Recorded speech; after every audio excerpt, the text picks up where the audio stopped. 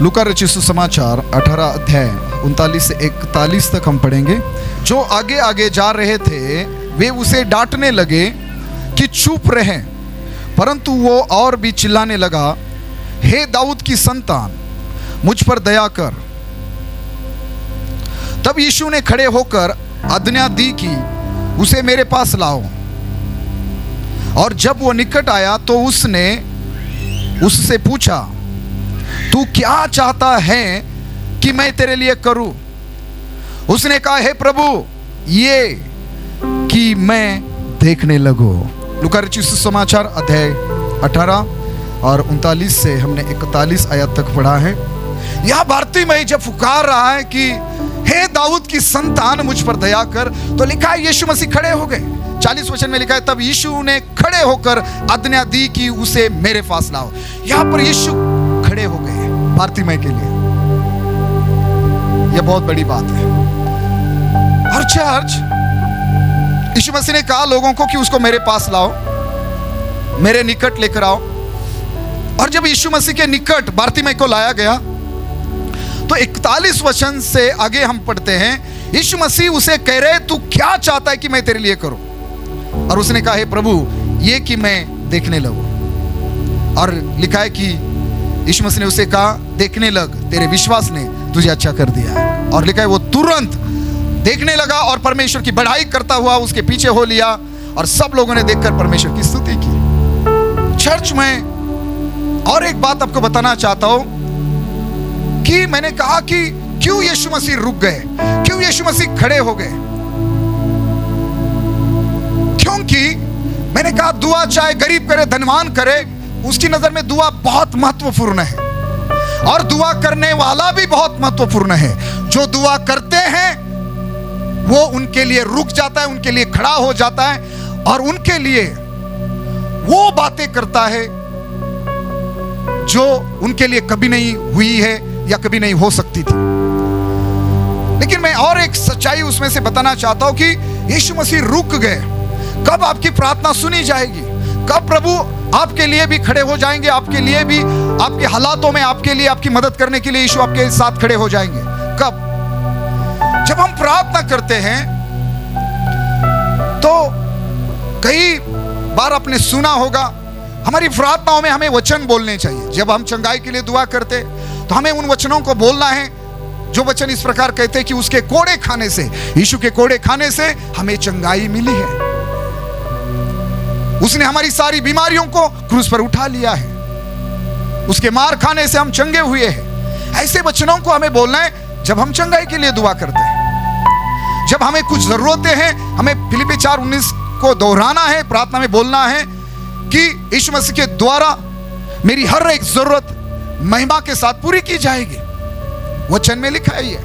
ऐसे कई सारे वचन आप अपने परिस्थिति के हालातों के मुताबिक आप वचन को प्रार्थना में इस्तेमाल कर सकते हैं। लेकिन देखो बारतीमै के लिए क्यों यीशु खड़ा हो गया और क्यों बारतीमै के जीवन में इतना बड़ा चमत्कार हुआ? उसने क्या कहा? ध्यान से सुनना। उसने पुकारा, उसने चिल्लाकर यीशु मसीह को आवाज दी। इसीलिए यीशु रुक गए क्या? लोगों ने कहा चुप हो जा, तो लिखा है वो और चिल्लाकर कहने लगा, हे दाऊद की संतान, मुझ पर दया कर। तो वो बहुत जोर जोर से चिल्ला रहा था, इसलिए यीशु रुक गए क्या? सुनना, आगे मैं कुछ बातें बोल रहा हूं। क्या बारतीमै के लिए यीशु इसलिए रुक गया कि बारतीमै बहुत जोर जोर से चिल्ला रहा था? क्या हन्ना की दुआ इसलिए सुनी गई क्योंकि हन्ना बहुत बिलक बिलक कर रो रही थी? अगर ऐसा होता तो दुनिया में हमारे चारों तरफ कितने तो ऐसे लोग हैं जो रात दिन रो रहे हैं, चिल्ला रहे अपने दर्द के कारण। कभी देखना हॉस्पिटल में जाकर, कहीं देखना कुछ लोगों के परिवारों में जाकर, लोग अपने दर्द के कारण, अपनी पीड़ा के कारण, अपनी समस्याओं के कारण, अपनी विपत्तियों के कारण, अपने सारे समस्याओं के कारण कितने लोग रो रहे हैं। क्या सिर्फ हन्ना भूखी रहती थी? क्या सिर्फ हन्ना जागती थी? ऐसे आज भी कई सारी नारियां, कई सारी ऐसी स्त्रियां, बहनें हैं जो आज भी रात रात सो नहीं पाती अपनी पीड़ा दर्द के कारण, परिस्थिति के कारण। आज भी ऐसे बारतीमै के समान कितने लोग हैं जो आज भी कितने कितने रोते हैं, पुकारते, दुहाई देते, चिल्लाते। रोने वाले कितने सारे लोग हैं, चिल्लाने वाले कितने सारे लोग हैं अपनी परिस्थिति के कारण। तो क्या सबकी प्रार्थना सुनी जा रही है? क्या सब पर अनुग्रह हो रहा है? सबका रोना देखकर क्या सब लोगों पर परमेश्वर अनुग्रह कर रहा है? ऐसा नहीं है। क्यों बारतिमाई की दुआ सुनी गई? उसकी दुआ में कुछ बात थी। जब वो पुकार रहा था, उसने एक बात बोली, हे दाऊद की संतान। ये शब्द यीशु के लिए बहुत मायने रखता है। ये शब्द ने यीशु को रोक दिया। दाऊद की संतान। जब हमने क्रिसमस मनाया, स्वर्गदूतों ने आकर क्या कहा? स्वर्गदूतों ने आकर यह संदेश दिया कि आज तुम्हारे लिए दाऊद की नगर में एक उद्धारकर्ता जन्मा है, और वही मसीह प्रभु है, वही यीशु मसीह है। और कई सारी भविष्यवक्ताओं की किताबों में लिखा है कि दाऊद के घर में उद्धारकर्ता जन्म लेगा। तो बाइबल उसे, यानी कि यीशु मसीह को, दाऊद की संतान कहती है। जब वो कह रहा था, हे दाऊद की संतान मुझ पर दया कर, तो उसका मतलब वो ये कह रहा था, हे यीशु तू ही मेरा उद्धार करता है, तू ही मुझे चंगाई देने वाला है, तू ही मेरी जरूरतें पूरी करने वाला है, मुझे बचाने वाला, मेरी सुरक्षा करने वाला, मुझे क्षमा करने वाला, मेरी परिस्थिति बदलने वाला केवल तू ही है। जब आप वचन को लेकर दुआ करते हैं कि यीशु तू मेरा प्रभु है, तू मेरा उद्धार करता है, तू मेरा चंगाई दाता है, यीशु तू परमेश्वर का पुत्र होकर मेरे लिए मनुष्य बनकर इस पृथ्वी पर आया, तूने मेरे पापों के लिए क्रूस पर अपनी जान दी, अपना लहू बहाया, मुझे चंगाई मिले इसलिए अपने खोड़े खाए, तू मेरे लिए मारा गया, गाड़ा गया, तीसरे दिन फिर जी उठा, और आज भी पिता की दाहिनी तरफ बैठकर तू मेरे लिए दुआ करता है, तू मुझे लेने के लिए फिर से एक दिन आने वाला है। प्रभु तू आज भी मेरे साथ है, तूने कहा मैं तुझे कभी अनाथ नहीं छोड़ूंगा। आपने कहा यीशु कि मैं संसार के अंत तक, पृथ्वी की छोर तक मैं तेरे संग रहूंगा, तू आज भी मेरे साथ है। जब इस प्रकार आप दुआ करते हैं, ऐसी दुआ को सुनकर यीशु उन लोगों के लिए खड़े हो जाते हैं, यीशु उनके लिए रुक जाते हैं। ऐसे लोगों की दुआओं को यीशु जरूर सुनते हैं और उनकी बंद आंखों को खोल देते हैं, उनके लिए बंद दरवाजे खोल देते हैं। आपकी दुआओं में यीशु की तारीफ होनी चाहिए, आपकी दुआ में उसके वचन होने चाहिए चर्च, क्योंकि उसकी नजर में जितना दुआ मायने रखती है, बहुत महत्वपूर्ण है, उससे भी महत्वपूर्ण यह बात है कि वो अपनी वचन की बहुत इज्जत करता है। परमेश्वर ने अपने नाम से ज्यादा अपने वचन की महिमा बढ़ाई है। चर्च, क्यों यीशु मसीह रुक गए? क्यों यीशु मसीह ने बारतिमाई की मदद की? क्यों यीशु मसीह ने बारतिमाई की आंखें खोली? क्योंकि उसकी दुआ, क्योंकि वो जानता था, बारतिमाई जानता था। जब उसने लोगों से पूछा ये कौन है, लोगों ने कहा ये यीशु नासरी यहां से जा रहे हैं, और वो जानता था यीशु नासरी ये साधारण मनुष्य नहीं है, ये दाऊद की संतान है, ये उद्धार करता है। दाऊद की संतान मतलब एक उद्धार करता। बारतिमाई जानता था कि यीशु मेरा उद्धार करता है, और जब वो पुकार रहा था, मैंने कहा वो पुकार कर ये कह रहा था कि यीशु तू मेरा उद्धार करता है, तू मेरी आंखें खोल सकता है, तू मेरी परिस्थिति बदल सकता है। यीशु, हे दाऊद की संतान मुझ पर दया कर, और यीशु मसीह ने उस पर दया की। क्या मैंने कहा हन्ना रो रही थी इसलिए हन्ना की दुआ सुनी गई? नहीं नहीं नहीं। दुनिया में कितनी ऐसी स्त्रियां है, महिला है जो कितना रोती है घर के हालातों के कारण, आप नहीं जानते। तो क्या सबको अनुग्रह मिला?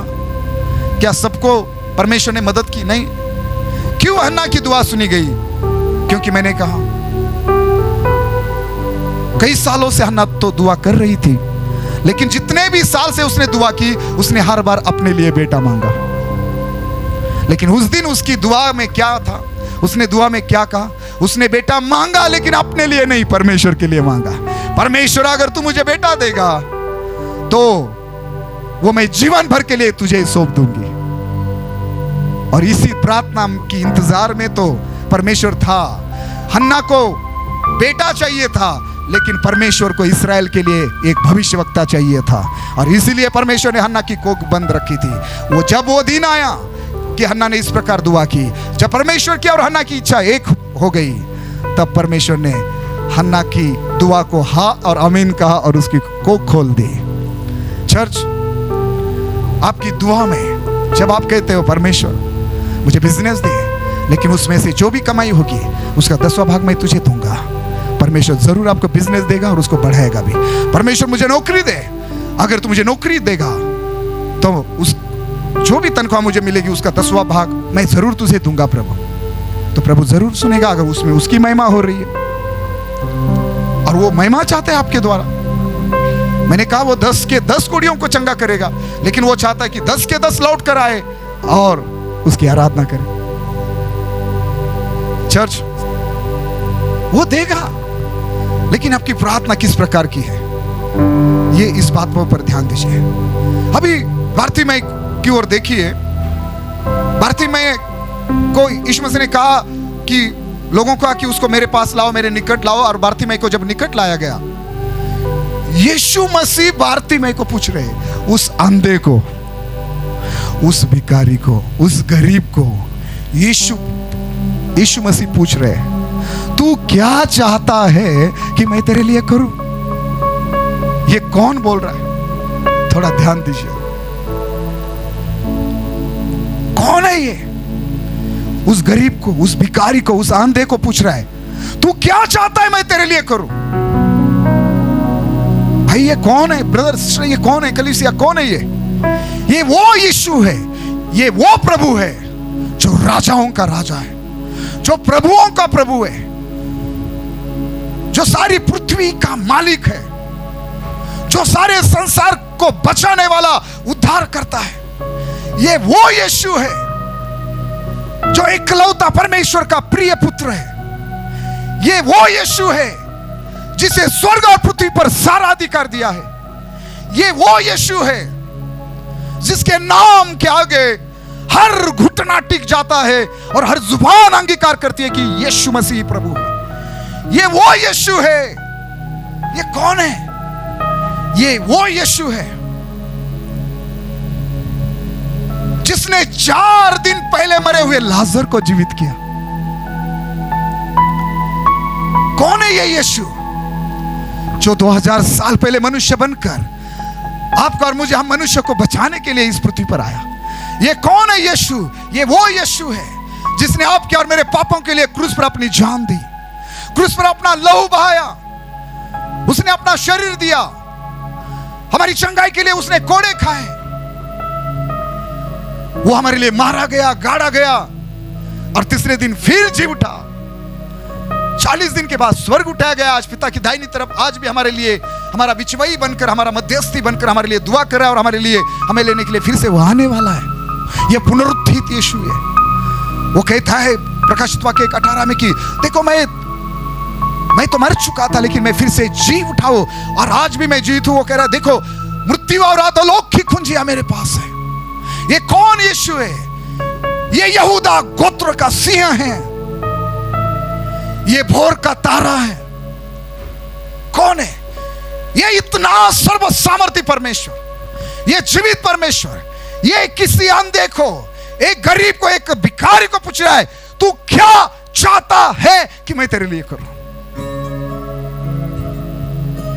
आप गरीब हैं, आप अंधे हैं, बीमार हैं, कर्जे में हैं, आप किस हालात में हैं, कोई फर्क नहीं पड़ता।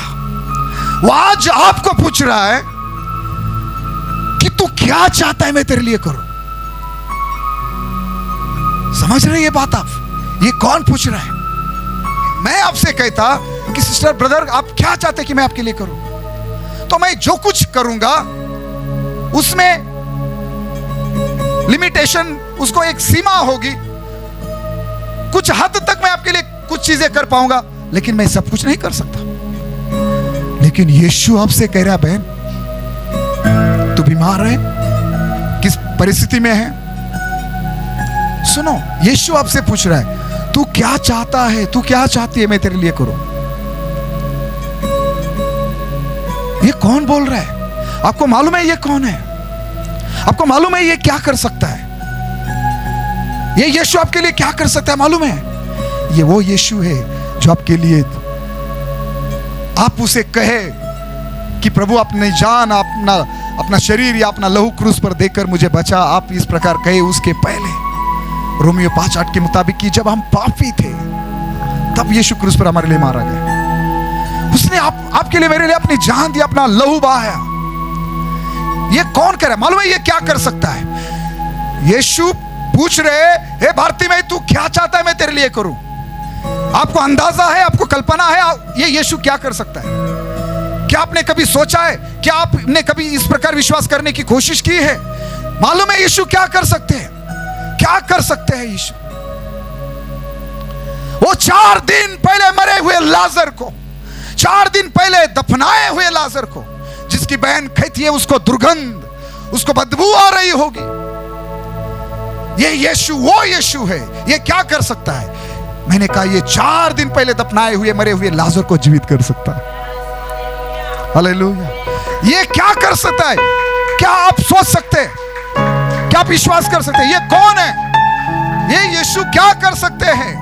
ये 38 साल के उस बीमार व्यक्ति को पल भर में चंगा कर सकते हैं। 18 साल की कुबड़ी स्त्री को पल भर में सीधा कर सकते हैं। 12 साल लहू बहने वाले बीमार स्त्री को पल भर में चंगा कर सकते हैं। ये क्या कर सकते हैं? ये यीशु क्या कर सकते हैं? जन्म से अंधे व्यक्ति की, यूहन्ना 9 के मुताबिक जन्म से अंधे व्यक्ति की आंखें खोल सकता है। ये यीशु क्या कर सकते हैं? जन्म से अंधे व्यक्ति की आंखें खोल सकते हैं। जन्म से अंधा। ये यीशु क्या कर सकते हैं? प्रेरित 3 अध्याय के मुताबिक जन्म से लंगड़े और 40 साल की उम्र से ज्यादा व्यक्ति को चला सकते हैं। उसको उसके तकनों में बल देकर वो नाचे, कूदे और परमेश्वर की स्तुति करे। ऐसा कर सकते हैं। वो क्या कर सकते हैं? जिस व्यक्ति को, जिस दुष्ट आत्माओं से पीड़ित व्यक्ति को, जिसे कोई वश नहीं कर सकता, ऐसे वो मरकुस 5 अध्याय में जो व्यक्ति था दुष्ट आत्माओं से पीड़ित, जिसके अंदर सेना थी, करीब करीब 6000 दुष्ट आत्माएं, ऐसे व्यक्ति को पल भर में छुटकारा दे सकता है। ये वो यीशु है जो आज तुझे पूछ रहा है। भाई बहन, आज वो तुझे पूछ रहा है, वो आज हम सभी को पूछ रहा है, तू क्या चाहता है कि मैं तेरे लिए करूं? आप अपनी इच्छा बताए, उसके पहले ये जानने की तो कोशिश करे कि वो क्या करने की सामर्थ्य रखता है, उसको कितनी पावर है, कितना अधिकार है, वो तो जानने की कोशिश करे। वो सब कुछ कर सकता है। चर्च, आपको निराश होने की जरूरत नहीं है।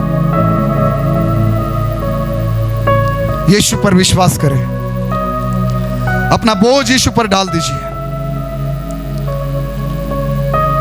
वो आज भी आपके लिए सब कुछ करने की ताकत, सामर्थ रखता है, क्योंकि इब्रानियों 13:8 के मुताबिक वो आज, कल और युगान युग एक सा है। हालेलुया।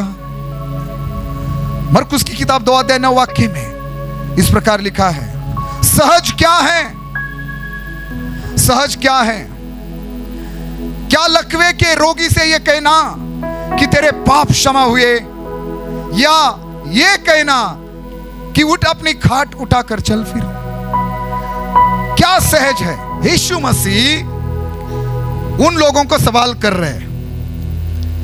वहां कुछ शास्त्री बैठे थे, और जब यीशु मसीह ने कहा लकवे के रोगी को कि हे पुत्र तेरे पाप क्षमा हुए, वचन 5 में, तो वहां शास्त्री बैठे थे और लिखा है कि वो अपने मन में विचार करने लगे, ये मनुष्य क्यों ऐसा कहता है? ये तो परमेश्वर की निंदा करता है। परमेश्वर को छोड़ और कौन पाप क्षमा कर सकता है? और इसीलिए फिर आगे लिखा है कि यीशु मसीह ने सब कुछ उनकी बातें जानकर सुनना। जो निंदा करने वाले, जो सवाल उठाने वाले, जिनको संदेह है यीशु के बारे में, अगर आप यीशु के बारे में नहीं जानते, यीशु कौन है ये नहीं समझते, यीशु क्या कर सकता है ये आपको नहीं मालूम, तो यीशु पर संदेह करने का भी आपको कोई अधिकार नहीं है। पहले यीशु के बारे में जान लो, वो कौन है, वो कौन है, वो क्या कर सकता है। और ऐसा महान परमेश्वर आपसे पूछ रहा है, मैं, तू क्या चाहता है मैं तेरे लिए करूं? और मैंने कहा आप उससे कुछ अपनी इच्छा जताए उसके सामने, या अपनी इच्छा उसको बताए, कुछ मांगे, उसके पहले जान तो लो वो है कौन, वो क्या कर सकते। वहां 5 मित्र हैं, 5 लोग हैं। 4 लोगों ने अपने दोस्त को, एक व्यक्ति को खाट पर उठाकर लाया है, वो लकवे का रोगी है। छप्पर खोलकर उसको नीचे यीशु के सामने रख देते हैं। और फिर उन चारों का विश्वास देखकर यीशु मसीह उस लकवे के रोगी को कहता है, पुत्र तेरे पाप क्षमा हुए। तो ज्यादा बाइबल जानने वाले, ज्यादा पढ़े लिखे, ज्यादा अभिषिक्त, हमेशा संदेह करने वाले, हमेशा कमियां निकालने वाले दूसरों की, ऐसे फरीसी, ऐसे शास्त्री वहां बैठे थे। बोले ये ऐसा क्यों बोलता है, ये तो निंदा कर रहा है। परमेश्वर को छोड़कर पापों की क्षमा करने का अधिकार किसको है क्या? तो उसने देखा कि ये लोग इस प्रकार सोच रहे, और फिर ऐसे लोगों को जो यीशु को नहीं समझ रहे थे, यीशु को नहीं जान रहे थे या यीशु मसीह को नहीं जानते थे, उन्होंने यीशु मसीह को नहीं पहचाना था कि इसको क्या अधिकार है, क्या क्या करने की सामर्थ है, अधिकार है। वो यीशु की सामर्थ को, अधिकार को नहीं जानते थे। वो यीशु कौन है ये भी नहीं जानते थे, भले क्यों ना वो शास्त्री या फरीसी क्यों ना हो, वो नहीं जानते थे। वो व्यवस्था तो जानते थे, लेकिन व्यवस्था ही यीशु के बारे में उनको सिखाती थी, लेकिन वो यीशु को नहीं जानते थे। तो अभी उन लोगों को यीशु मसीह कह रहे, मुझे बताओ क्या सहज है? सहज क्या है? दो बातें सामने हैं। लकवे का रोगी खाट पर पड़ा हुआ है, 4 लोगों ने उठाकर लाया है। मुझे बताओ शास्त्री लोग, यीशु मसीह पूछ रहे हैं, इस व्यक्ति को यह कहना कि उठ और चल फिर, वो उठ सकता था क्या? नहीं। वो चल सकता था क्या? नहीं। चल फिर सकता था क्या? नहीं। वो कैसे आया था वहां? 4 लोगों ने, उसके दोस्तों ने उठाकर लाया था। सबने सुना? तो वो नहीं उठ सकता था, वो लकवे का रोगी था, वो चल फिर नहीं सकता था। तो अभी सवाल शास्त्री और फरीसियों को किया यीशु ने कि क्या सहज क्या है, बताओ। आप मुझ पर संदेह कर रहे हैं, आप मुझे नहीं जानते, मेरे अधिकार को नहीं जानते, तो फिर बताओ, मैं आपको बताना चाहता हूं सहज क्या है। उन्होंने कुछ उत्तर नहीं दिया। यीशु मसीह ने कहा सहज क्या है? इस व्यक्ति को कहना कि उठ, अपने पैरों पर खड़ा हो जा, खाट पर लेटना छोड़ दे, खाट से उठ जा और चलकर घर जा, चलने फिर लग, यहां से वहां दौड़ने लग। कौन सा? हे पुत्र तेरे पाप क्षमा हुए, ये बोलना कि इस व्यक्ति को कहना उठ कर चल फिर, ये कौन सी बात सहज है? कोई कुछ नहीं बोला। और फिर यीशु मसीह ने उसे कहा कि 11 वाक्य में उसने कहा, उस व्यक्ति को कहा, मैं तुझसे कहता उठ, अपनी खाट उठाकर अपने घर चला जा। वाक्य 12 में लिखा है वो उठा और तुरंत खाट उठाकर सबके सामने से निकलकर चला गया। और इस पर सब चकित हुए और परमेश्वर की बड़ाई करके कहने लगे, हमने ऐसा कभी नहीं देखा। अगर आप यीशु मसीह को जान जाएंगे, उसके अधिकार को जान जाएंगे, वो क्या कर सकता है, ये अगर आप समझ जाएंगे, तो मैं भविष्यवाणी करता हूं यीशु मसीह के नाम से आपके जीवन पर कि वो आपके जीवन में ऐसी बातें करेगा जो आज के पहले आपने कभी नहीं देखी। कोई तो विश्वास करे, करने वाले आमीन कहे और अपने लिए ग्रहण करे। हालेलुया। अगर आप संदेह नहीं करेंगे, आप अगर कुड़कुड़ाएंगे नहीं, यीशु पर सवाल नहीं उठाएंगे, तो वो आपके लिए ऐसी बातें करेगा, आप कहेंगे मैंने ऐसा कभी नहीं देखा। वो आपके लिए, आपके परिवार के लिए ऐसी बातें करेगा जो इसके पहले आपने कभी होती हुई नहीं देखी। आमीन, हालेलुया। तो यीशु मसीह ने कहा सहज क्या है? सीखने वाली बात क्या है? आप क्या जानते हैं यीशु के बारे में? यीशु पूछ रहा है, बेटी बेटे मैं तुझे, तू क्या चाहता है मैं तेरे लिए करूं? लेकिन यीशु आप कुछ उसे कहे करने के लिए, उसके पहले यह जान तो लीजिए वो क्या कर सकता है। क्या उसके लिए कोई बात असंभव है? सुनो, उसने पूछा क्या सहज है? इस पुत्र को कहना, इस व्यक्ति को कहना, हे पुत्र तेरे पाप क्षमा हुए, कि उठ, अपनी खाट उठाकर घर चला जा। कौन सी बात सहज है? मैं आपको बताऊं, यीशु के लिए दोनों ही बातें सहज है। उसके लिए दोनों ही बातें कठिन नहीं है, उसके लिए सब कुछ संभव है। वो पापों की क्षमा करने का अधिकार भी रखता है और लकवे के रोगी को उठाकर खड़ा करने की सामर्थ्य भी रखता है। हालेलुया। वो हर बीमार को चंगा करने की सामर्थ्य और अधिकार रखता है। वो आपके और मेरे हर एक मनुष्य के पापों की क्षमा करने का अधिकार रखता है। अगर आप और मैं उसे नहीं जानते तो उस पर संदेह करने की कोई जरूरत नहीं है। अगर आप जानते हो यीशु कौन है और क्या कर सकता है, तो विश्वास कीजिए, वो आपको जहां कहीं जिस क्षेत्र में आप पड़े हुए हैं, आपको वो खड़ा कर सकता है। चर्च, उसके लिए सहज क्या है? अरे उसके लिए सब कुछ सहज है, वो सब कुछ कर सकता है। यिर्मयाह की किताब में लिखा है, परमेश्वर कहता है, क्या मेरे लिए कोई बात कठिन है? मैं सारी मानव जाति का परमेश्वर हूं, मेरे लिए कोई भी बात कठिन नहीं। उसने यही सवाल इब्राहिम और सारा को किया था, क्या परमेश्वर के लिए कोई बात कठिन है? क्या 90 साल की बुढ़ी औरत को वो बच्चों को जन्म देने वाली माता नहीं बना सकता? क्या 100 साल के बूढ़े इब्राहिम को वो बाप नहीं बना सकता? उसके लिए कोई बात कठिन नहीं है। वो बारतिमै की आंखें भी खोल सकता है, बारतिमै की जन्म से बंद आंखें भी खोल सकता है, और शादी के दिन से लेकर आगे के सारे सालों में हन्ना की बंद कोख को भी खोल सकता है। समय आपका है, आपके लिए प्रभु चाहता है। प्रभु पूछ रहे हैं आपको, तू क्या चाहता है मैं तेरे लिए करूं? तो उसके बारे में जान जाइए, वो क्या कर सकता है। वो मरे हुओं को जीवित कर सकता है, वो याईर की बेटी को जीवित कर सकता है, वो मार्था मरियम के भाई को, लाजर को जीवित कर सकता है। चर्च, बारतिमै जो अंधा है उसकी आंखें खोल सकता है, जन्म से लंगड़े, जन्म से आंधे लोगों को ठीक कर सकता है। लिखा है वचन में कि मरकुस 7:37 में, वे बहुत ही आश्चर्य में होकर कहने लगे, उसने जो कुछ किया सब अच्छा किया है। हालेलुया। यीशु जो कुछ आपके लिए करेगा, वो आपके लिए सब कुछ अच्छा ही करेगा। आमीन, हालेलुया। वो कुछ भी बुरा नहीं करेगा, वो सब अच्छा ही करेगा। समझ में आया? मैं नहीं जानता आपके जीवन में आज कुछ अच्छा हो रहा है या नहीं, मैं नहीं जानता आपके जीवन में कुछ बुरा हो रहा है या अच्छा हो रहा है। एक जगह ऐसा लिखा है, उसने सारे बीमारों को ठीक कर दिया। मैं हैरान हो जाता हूं जब बारतिमै ने पुकारा, हे दाऊद की संतान मुझ पर दया कर। यीशु रुक गए, यीशु उसके लिए खड़े हो गए, यीशु रुक गए। उस गुलर के पेड़ के नीचे यीशु जक्के के लिए रुक गए, क्योंकि सारी लाज शर्म सब कुछ छोड़कर ही वो यीशु को ढूंढ रहा था। ऐसे लोगों के लिए वो खड़ा हो जाता है, रुक जाता है।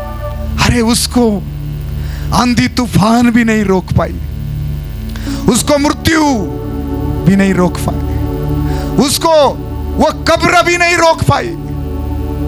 यहूदी पुरनियो, हेरोदस, पिलातुस, उनके सिपाही, कब्र पर रखा गया पत्थर, कोई यीशु को रोक नहीं पाया कब्र से बाहर आने में, फिर से तीसरे दिन जीवित होने में कोई नहीं रोक पाया। लेकिन बारतिमै की प्रार्थना ने उसे रोक दिया। आपकी प्रार्थना यीशु को आपके लिए रोक देगी, वो आपके लिए रुक जाएगा, वो आपके लिए खड़ा हो जाएगा। प्रार्थना करने को महत्व दीजिए, वचन के साथ दुआ कीजिए, आपकी आंखें खुल जाएगी, आपकी बंद को खुल जाएगी। उसे कहे तू दाऊद की संतान है, तू परमेश्वर का पुत्र है। उसे कहे तू सब कुछ कर सकता है, उसे कहे तेरे लिए कोई भी बात कठिन नहीं है, तू मेरी सारी जरूरतें पूरी कर सकता है, तू मेरी हर बीमारी ठीक कर सकता है, तू मेरी हर प्रकार की परिस्थिति बदल सकता है। जो आज तक मेरे लिए नहीं हुआ, तू आज मेरे लिए कर सकता है। आज बताइए यीशु को कि वो आपके लिए क्या करे। आज आपकी बारी है। बारतिमै यहाँ नहीं है, हन्ना यहाँ नहीं है, लकवे के रोगी वो लोग यहाँ नहीं, आज आप यहाँ हो। यीशु आपसे पूछ रहा है, हे मेरे बेटे, मेरी बेटी, मैं तेरे लिए क्या करूं? तू क्या चाहता है? क्या तू चाहती है वो आपकी कोख खोले? क्या तू चाहती है वो आपके लिए आशीष के दरवाजे खोले? क्या तू चाहती है वो तेरे रिपोर्ट जो पॉजिटिव है वो निगेटिव में बदल दे? क्या चाहते हैं? क्या चाहते हैं कि वो आपके बच्चों के लिए, आप क्या चाहते हैं वो आपके बच्चों के लिए अच्छे दरवाजे खोले? क्या चाहते हैं कि वो आपको कर्जे से बाहर निकाले? आप क्या चाहते हैं कि वो आपके बिजनेस को हजारों गुना बढ़ाए? क्या चाहते हैं कि वो आपको गवर्नमेंट एक अच्छा सरकारी जॉब वो आपको दिलाए? क्या चाहते हैं कि वो आपकी नाम धराई दूर करे? आप क्या चाहते हैं कि यीशु आपके लिए करे? आप यीशु से कुछ मांगे, उसके पहले ये विश्वास करें कि जिस यीशु पर मैं विश्वास करता हूं वो जीवित, वो पुनरुत्थित, वो सर्वशक्तिमान परमेश्वर है और वो मेरे लिए सब कुछ करने की ताकत, सामर्थ और अधिकार रखता है। हालेलुया। भारती ने कहा प्रभु मैं फिर से देखना चाहता हूं। कितने लोग हैं फिर से आगे बढ़ना चाहते, तरक्की पाना चाहते, आशीष पाना चाहते, फिर से एक आशीष का जीवन जीना चाहते, एक अच्छा जीवन, फिर से अपने जीवन में कुछ करना चाहते, आज तक नहीं कर पाए, या कर रहे थे लेकिन आप असफल रहे, लेकिन आप फिर से कुछ अपने जीवन में करना चाहते हैं। आज मौका है आपके पास। प्रभु से कहे प्रभु आज मैं चाहता हूं कि तू मेरे लिए ये करे। उसके विषय में गवाही दी लोगों ने कि उसने सब कुछ अच्छा कर दिया। ये आपकी गवाही होने जा रही है बहुत जल्द है। आप कहेंगे मेरे यीशु ने मेरे जीवन में सब कुछ अच्छा कर दिया, मेरे प्रभु ने मेरे जीवन में सब कुछ ठीक कर दिया। हालेलुया। वो आपके जीवन में सब कुछ अच्छा करने जा रहा है। आमीन। सब कुछ अच्छा करने जा रहा है। विश्वास कीजिए, मैं परमेश्वर का दास होने के अधिकार से बोल रहा, वो हमारे जीवन में सब कुछ अच्छा करने जा रहा है। उसके लिए कोई भी बात असंभव नहीं है। मरकुस 9 अध्याय में एक बाप अपने बेटे को लेकर आया था। जन्म से उसको एक दुष्ट आत्मा सताती थी, आग में पानी में गिराती थी, और वो बाप अपने पुत्र को चेलों के पास लेकर गया, यीशु के चेलों के पास, लेकिन उसके चेले, यीशु के चेले उसको ठीक नहीं कर पाए। और फिर वो यीशु के पास आकर कहता है यीशु अगर आपसे कुछ हो सकता है तो प्लीज कीजिए। यीशु मसीह ने कहा हो सकता है तो ऐसा क्यों कह रहे हो? विश्वास करने वालों के लिए सब कुछ हो सकता है। यानी कि अगर तू विश्वास करेगा तो कुड़कुड़ाएगा नहीं, तू मुझ पर भरोसा करेगा, मेरी सामर्थ पर, मेरे अधिकार पर, या मैं जो भी हूँ मुझ पर भरोसा करेगा तो मैं तेरे लिए सब कुछ कर सकता हूँ। आज के बाद तेरे बेटे को कोई भी दुष्ट आत्मा ना आग में गिराएगी ना पानी में गिराएगी। जब आप विश्वास करेंगे कि यीशु सब कुछ कर सकता है, आज के बाद ना आप नशा में गिरोगे, ना व्यभिचार में, ना पाप में, ना किसी समस्या में, ना किसी विपत्ति में, कहीं पर नहीं गिरोगे। वो आपको बचाएगा। आमीन। वो आपको छुटकारा देगा। हालेलुया। वो आपको बचाएगा। उस 38 साल के बीमार व्यक्ति की तरह ना करे। जब यीशु मसीह ने कहा क्या तू चाहता है, क्या तू चंगा होना चाहता है, यूहन्ना 5 अध्याय में यीशु मसीह ने उस 38 साल के रोगी को पूछा क्या तू चंगा होना चाहता है? अरे यीशु तो सब कुछ कर सकता है, लेकिन तू क्या चाहता है? तू चाहता है क्या यीशु तेरे लिए करे? बेचारा 38 साल की सारी परिस्थिति बताने लगा, कोई जरूरत नहीं है, आज बोलो प्रभु। वो ये बताने लगा।